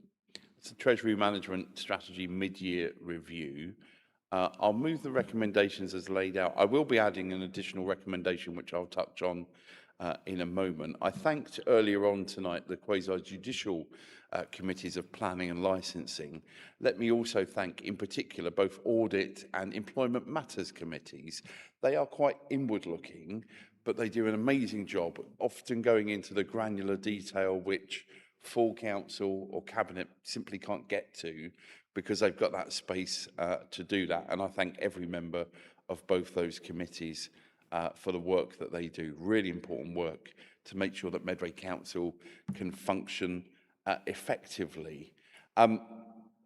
Say the report speaks for itself. It is quite a technical report. However, I would like, if colleagues are agreeable to it, to add an additional recommendation, and that's for me, alongside the Chief Operating Officer, to write to the management of the Public Works Loan Board. And the reason for writing is over the past few years, we've seen them acting inconsistently with the rest of the financial market. So actually, when we were in opposition, just randomly they put up their interest rates quite substantially without any warning or notice. And similarly, at the moment, where the base rate has dropped, and that's a good thing for borrowing, their rates have not followed in the same direction. So I think it's right for us, and we'd encourage other councils if they want to write a similar approach. And I know the Chief Operating Officer will pick this up with other colleagues, certainly around Kent. We need to have much more clarity from the PWLB as to their working practices and how they come to their decisions, because ultimately, because their current approach doesn't perhaps follow and mirror the base Bank of England interest rate, ultimately that impacts on the decisions that we'll be making both tonight, but most importantly actually in February at the budget meeting. So hopefully colleagues will be agreeable to that. And again, as always, we'll be very happy to share that letter publicly. It's important to be transparent about that. I'll pause at that point, see if any colleagues have got any questions or comments. I say it's a technical report, so you may not do, and that's fine. If not, happy to move the recommendations as laid out. Is that agreed? Thank you.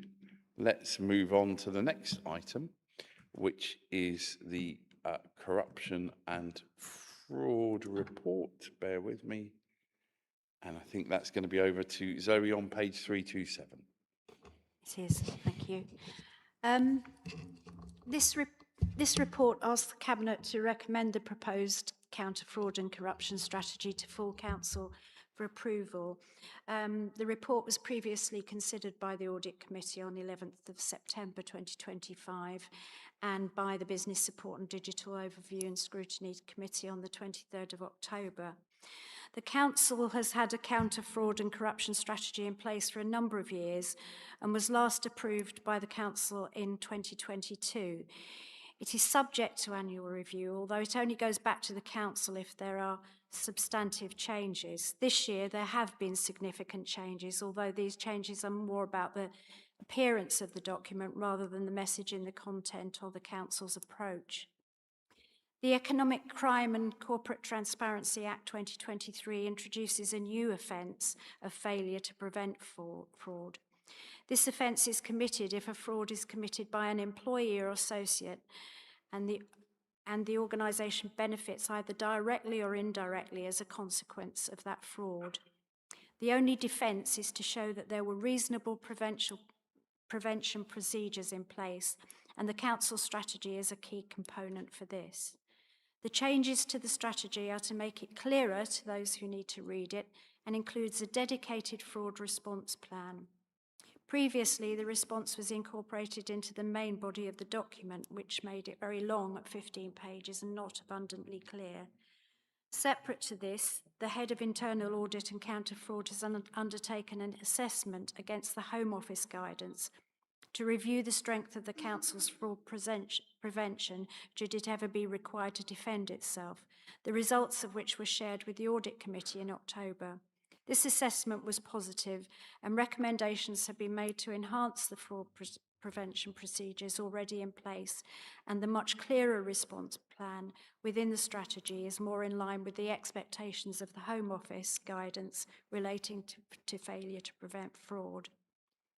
Fraud prevention is the responsibility of all employees and members, although the counter-fraud team leads the way on this activity, providing awareness training to staff and members and undertaking fraud risk assessments across council services. They are also on hand to provide fraud prevention advice with new projects and at corporate working groups. The team makes every effort to identify and tackle all forms of fraud, including those committed by members of staff. They have a track record of delivery, successfully identifying fraud and error in multiple areas of council business and continually achieving savings in excess of their costs. As an example, in the current financial year to 30th of October 2025, they have identified more than £300,000 in council tax fraud and error. An investigation has led to the recovery of a council property, and targeted activity with civil enforcement officers has identified significant volumes of blue badge fraud and misuse. They have successfully prosecuted a number of individuals over the last few years, including former employees for fraud offences, proving that the council will take appropriate action when fraud is identified. The strategy, which sets the tone from the top in relation to how the council intends to tackle the threat of fraud, will be shared with all members of staff via Meta Compliance, will be available on the staff intranet, and will also be published on the council website on the pages relating to fraud to provide the public with further information. And further to that, there will also be a briefing for all councillors after the property is brought in. Thank you very much indeed, Zoe. A really important area. Simon, please.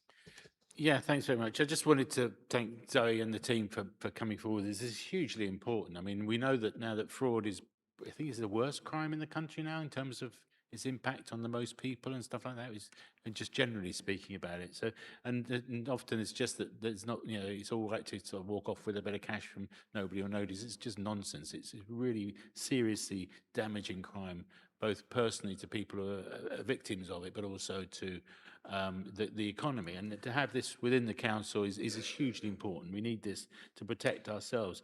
I mean, I think we are dealing with public money, so we have a responsibility to manage that and protect it properly, and that's what this does. And I think also we can't pretend that we're going to be immune and have been immune to it. No organisation is, so we have to make it very clear to those who think they can get away with it that they can't, and we've got policies which will not guarantee it, but certainly put a hold on it as best we possibly can. And I think the final thing I'd like to just say is about giving our officers and our staff members the confidence to come forward if they spot anything they're not sure about. We really need to get that message out loud and clear. If you're not sure, talk to somebody, and this is how you do it, and this is how you feel. You can feel safe talking about it within the organisation, and tell us what your concerns are, and we will take action. So I think this is a massively important piece of work. Thank you very much, Simon. Luella? Thank you. I hadn't prepared anything to say in particular, Zoe, but you mentioned in there about the disabled blue badge fraud. Actually, it's not just fraud against the council where they're parking illegally. That is impacting existing residents, everyday residents, their neighbours. And I recognise that from where I live.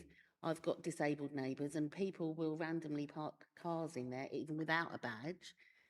And that's where we need to clamp down. Those without a badge, that's a separate issue. But where they're fraudulently losing a badge, they're actually impacting on a disabled person who could be parking in that space. So the work you've done there is really important, vitally important. Thank you very much indeed, Luella, again, highlighting a practical example as to the wide range of impacts of how fraud and corruption can impact not just on the council, but on residents more generally. Before I go back to you, Zoe, for some closing remarks, again, this is another good example of the wide remit of this council, and again, actually some good collaborative working. Of course, this is a team which is a shared service with our colleagues in Gravesham, something that we've had for some time. It has always worked very well, and we have various bits of the council where that's a shared service, some hosted by us, some hosted by Gravesham. I really welcome the fact that there's a whole member briefing on this. I think it's really important. And I guess the last thing I'm obliged to say, and I've said this elsewhere and I will keep saying it, we're now well over 6 years into an investigation into fraud in a council-owned company, as it was called, Medway Commercial Group. This council, of course, will continue to fully cooperate with Kent Police, and we continue to have regular routine updates in what we all appreciate is an incredibly complex investigation. This administration has made sure through policy changes like this that we continue to enhance and strengthen our governance of not just our local authority trading companies, but all aspects of Medway Council operation. And again, through you, Zoe, I want to thank our hardworking officers who do that day in, day out. Back to you. Thank you. Under the recommendations, Cabinet's asked to note the comments made by the Audit Committee and to recommend to consider the Counter Fraud and Corruption Strategy document presented at Appendix 1 to the report. Cabinet is requested to recommend that full council agrees that a briefing for all members of the council be arranged, and it's reassuring to know that Gravesham will also be making similar changes. Thank you very much, Zoe. Is those recommendations agreed? Thank you. Let's move on to item 12. Colleagues will recall that we were supposed to have this a couple of meetings ago, but I'm really pleased this is being moved tonight. I think Harinder will move this, and then I'll move to Nina for her contribution as well. Harinder, over to you first. Yes, thank you. I'd like to just open with what Vince, you just touched on. This is really a continuation of an item that was discussed previously, so I think my comments there still stand. So I would like to open and move, but reserve my right to comment for later. Yeah, thank you. Nina, please. Thank you, first of all, to Harinder, as well as all the officers involved in the swift and effective resolution of this matter. As the portfolio holder for Heritage, Culture and Leisure here in Medway, I have seen the importance of these two websites. It's almost like a depository that has been collated over years or actually decades. So it is hugely important what intellectual property there is already. And also we've seen during this year how important it is for Medway in particular as well, where we had the spectacular VE Day celebrations that was remarkable in itself, and the commemoration of the VJ Day, and very recently the Rochester Christmas Market, as well as Dickensian Christmas Festival, which brought in, can you imagine, 230,000 visitors to Medway. Really, really important for our visitor economy as well as inward investments, and goes to show the potential for investors really in what Medway has to offer.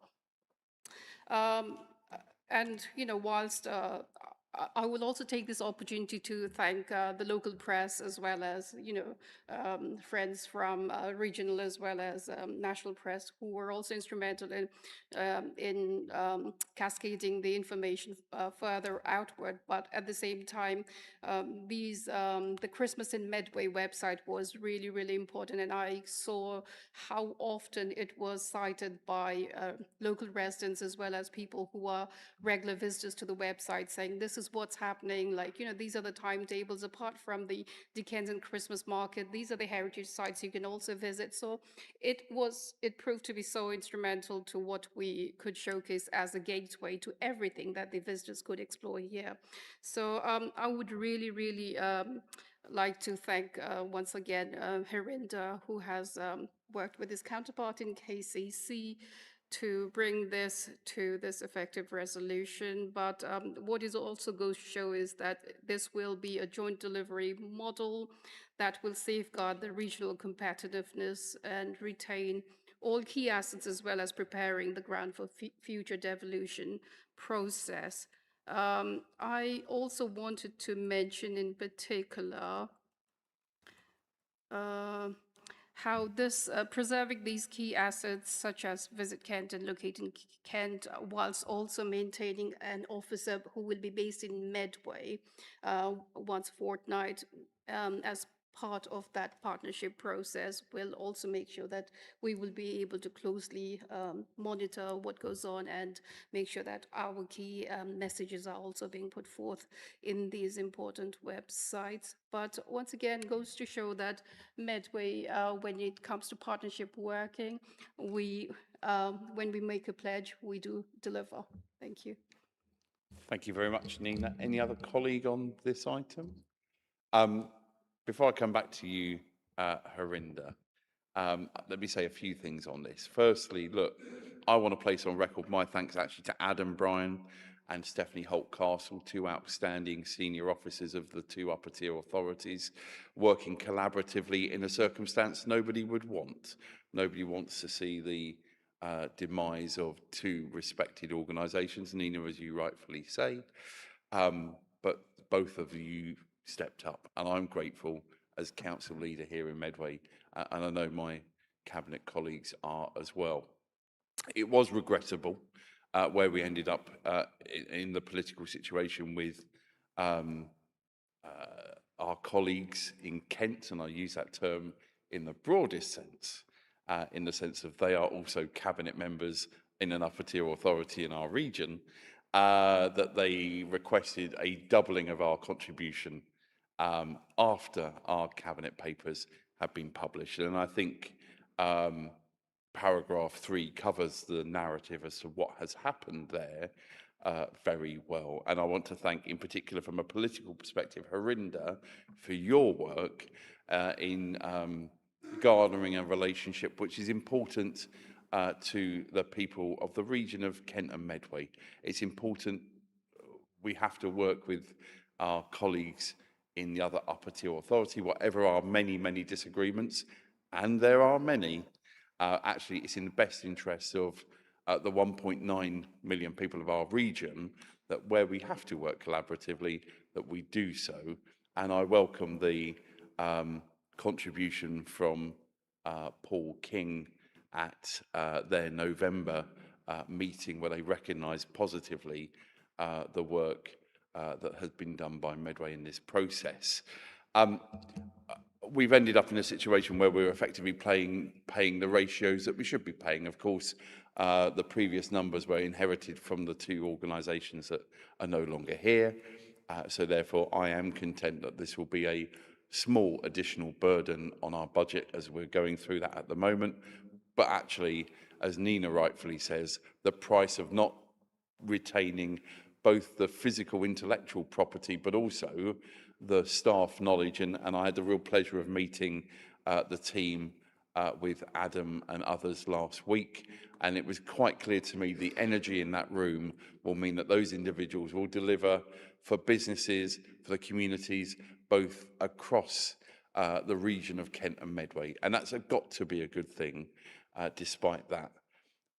I guess the final thing I would say, and I don't want to end on a negative particularly, but of course, since this cabinet report was published, we've also subsequently seen the announcement that the Thames Estuary Growth Board will also cease to exist early in the new year. Again, that is a very difficult, challenging set of circumstances. I want to place on record my thanks to Kate and the team who in their time have delivered really good outcomes across the Thames Estuary Growth Board area.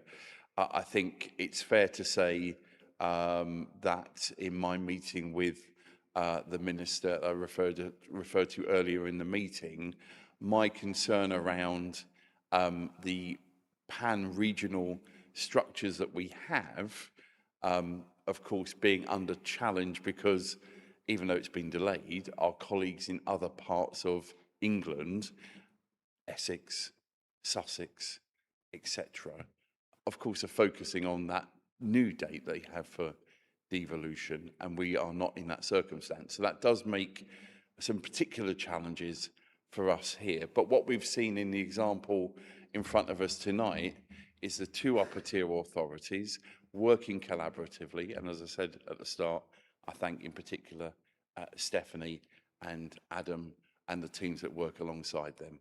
So I'm very happy to support this. It's regrettable it's taken 2 meetings longer than it should have done, but to use the most worn-out phrase in politics, we are where indeed we are. Harinder, back to you. Thank you, Vince. You covered much of the points I wanted to raise. The key ones being that we need to do this. There's an imperative for us to do it because we have to make sure that we safeguard 2 very important things. The first being the assets, the IP that were controlled by Visit Kent and Locating Kent. And also, probably just as important, if not more, are the personnel. The economy around the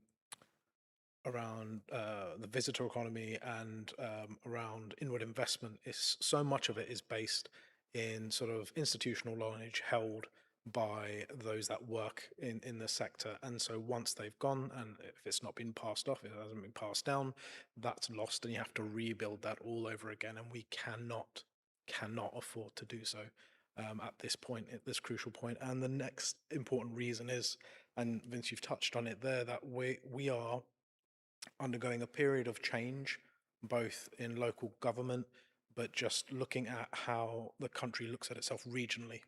And that you might look at it in devolution, might look in terms of local government reorganization, but all of that is having an effect on the visitor economy in terms of how people outside, or how firms outside, or even families, when they choose to visit the UK, how they view us, what they see as a constituent part of what makes up our region and what makes up the other regions. And what that means is that we're having to fight for every single pound of inward investment or the visitor economy as well. So for every visitor that comes, we're fighting for every single pound to make sure that we're a good value proposition for them. And sometimes, forget about pounds, we're fighting for every single pence. It is really that difficult. It is really that competitive when we're looking at sort of neighbouring regions, as well as you know, over the pond, and also in France and other sort of easy to get to areas where people could spend their money. So we have to.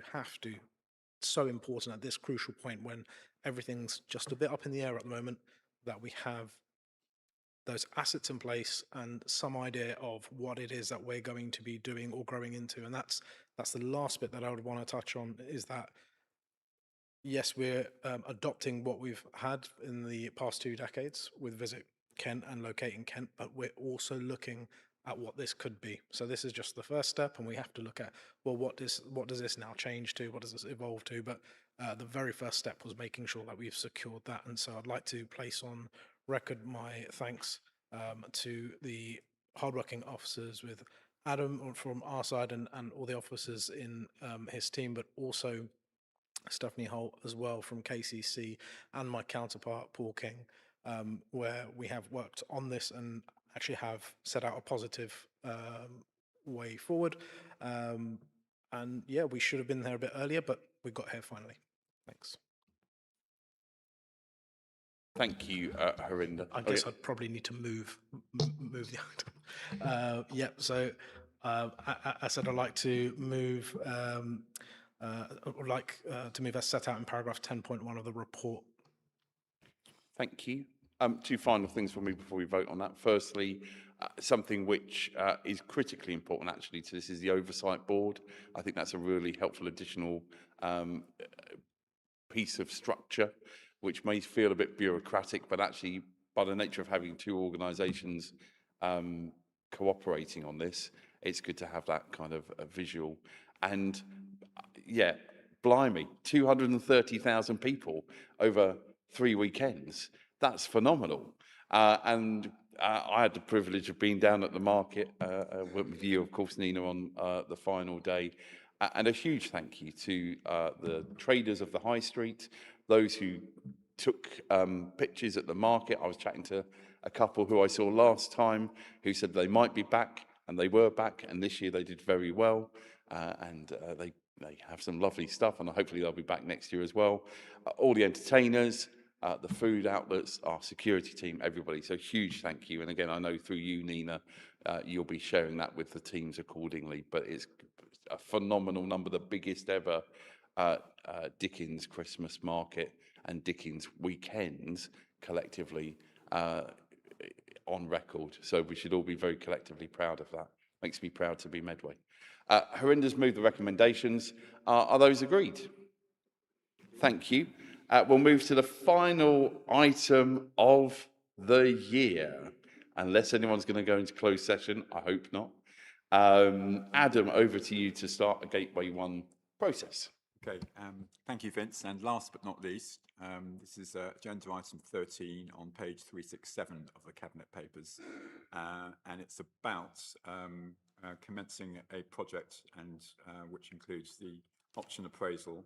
And the report is to do with an advocacy service for parents with children either in or on the edge of care. And this comes at a time where, since 2021, there's already been an advocacy service for mothers of children in that situation. That's drawing to an end to a conclusion at the end of that contract at the end of March of 2026, which we're about to start that year. And basically, we're asked to agree to pursue the procurement of an advocacy service for parents that will work in a multidisciplinary way to support families on the edge of care and families with children already in care in order to build their strength and emotional resilience. So we all know it's far better for children if they can remain with their birth families, but for some families, it's almost like an invest to save coming out of existing revenue. It's not extra revenue that we're looking for, in order to give them that extra help and to advocate for them in order that more of them can sort of continue to have those children in their birth families, but with the support which they need. And so where it's appropriate and safe to do so, we're proposing that we would have this service. Every effort should be made to support families to keep their children within their family setting. And as I said, we're seeking to build on the experience already gained from the original advocacy service. The service will work in a multidisciplinary way to support families on the edge of care and those families that already have children in care in order to build their strength and emotional resilience. This multidisciplinary approach, which is already proven, will support mothers and directly contribute towards keeping its estimated 29 children out of care over the last 4 years, allowing them safely and to appropriately remain with their birth families. Under this service, which is being advocated, it's anticipated that we might be able to prevent a further 5 children coming into care, which over the course of the full length of this contract, because it's going to be 3 years with an option for 1 further year, this could amount to £7 million of savings. That's not the prime reason for doing it, because the prime reason is that the children get the best care, as we all know that if they can remain with their birth families, that's the best way.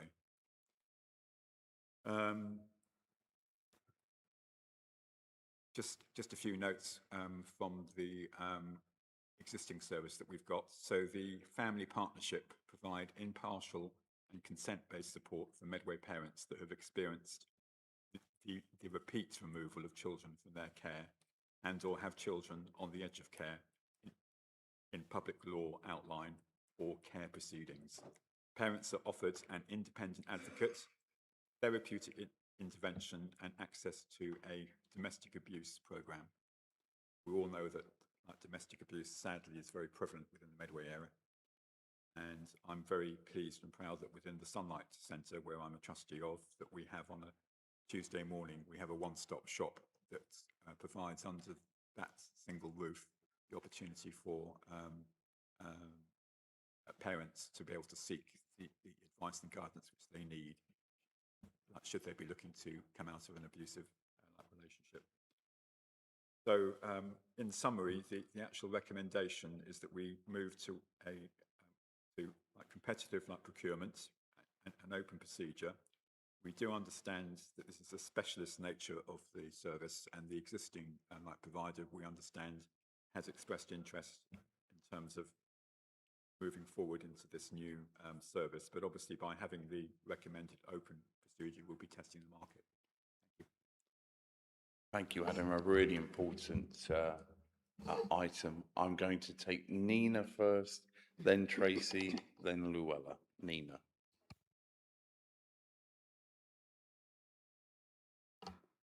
Thank you, Adam, and the officers, and of course, Kelly Cogger, the Assistant Director, for putting forth this proposal.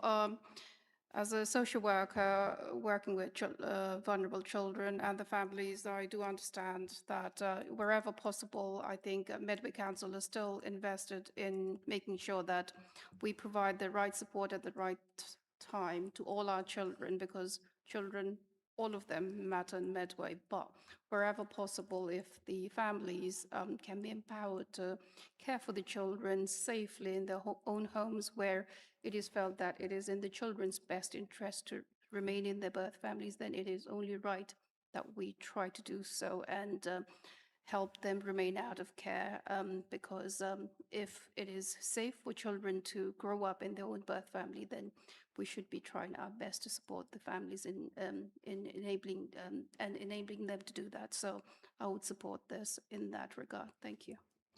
Thank you very much. Tracy, please.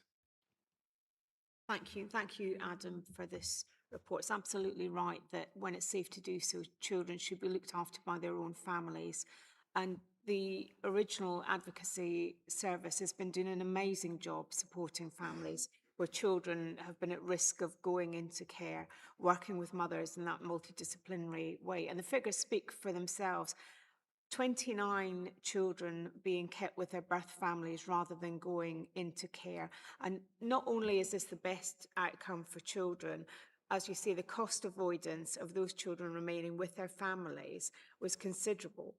But as you said, that's not the reason that we're doing it. Medway Council has made care experience a protected characteristic, and we did that for a good reason, because we recognise the barriers that young people who go into care face throughout their lives in so many different areas. So making sure that more children avoid going into care in the first place will make a huge, huge difference to their lives. So I'm completely supportive of this, so that the advocacy service can continue to support families and prevent more of our young people from going into that care system. So thank you. Thank you very much indeed, Tracy. Luella. Thank you, Adam. And as Nina said, thank you to Kelly Cogger for the work that's gone into this. But obviously, children who need to be removed for their own safety, that's of paramount importance and it has to happen. But if the advocacy service is going to support parents and children to stay together, then I fully support it. No one wants to see families split up, especially if there can be sort of help there and support to make them stay together, because ultimately children do want to be with their parents, don't they? So, yeah, I don't want to see anyone removed unless it's absolutely necessary for their safety. And as you say, Adam, it's not about the money, it's about going to the open markets, in testing the market, getting the best service you can. So the open procurement is a good idea. Thank you. Thank you, colleagues. And before I come back to you, Adam, I mean, I think, as others have said, the existing service is doing a great job. And the more we can extend or expand that through this new procurement process, but testing the market, making sure that we are checking and sense checking where we are. One of the differences between when we procured as a council the existing provider and the new provider is that we're now a marketplace. And actually the work that will be done by this team ties into some of those wider determinant of health type conversations for the families as a whole. And as others have rightfully said, children matter in Medway. And if children matter in Medway, which we know that they do, their families matter too. And actually that ability to support those families, and it is genuinely a case-by-case basis, and we've got excellent professionals who will be looking at that. And look, we will, as we know, this area is somewhere which in inspections previous and in the future, our work in this area will be something really critical. So getting the best potential support, professional expertise, advice and guidance, and ultimately improving the life chances for some really vulnerable children and their families, frankly, is why we are around this table. So I'm very, very happy to support this.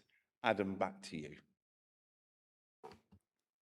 Thank you, colleagues, for your that support for this very, very important item.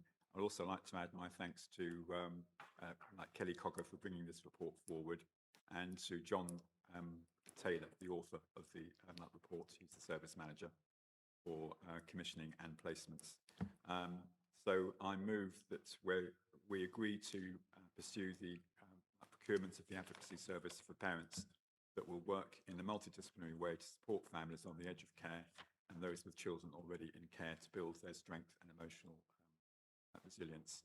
And in so doing, we are recommending that we proceed to option 4, which is an open procedure. Thank you.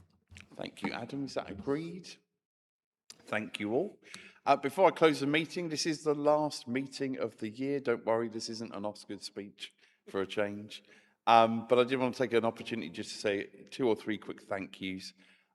Richard, through you, can I thank both your corporate management team and actually all staff at Medway Council, particularly those who will be working over the Christmas period, whether that's making sure that the panto goes ahead, keeping our streets clean, making sure that all of those services which are needed, even for that 364th and 365th day of the year, where most people have got the pleasure and privilege of not having to work, that they're out there doing that. So thank you.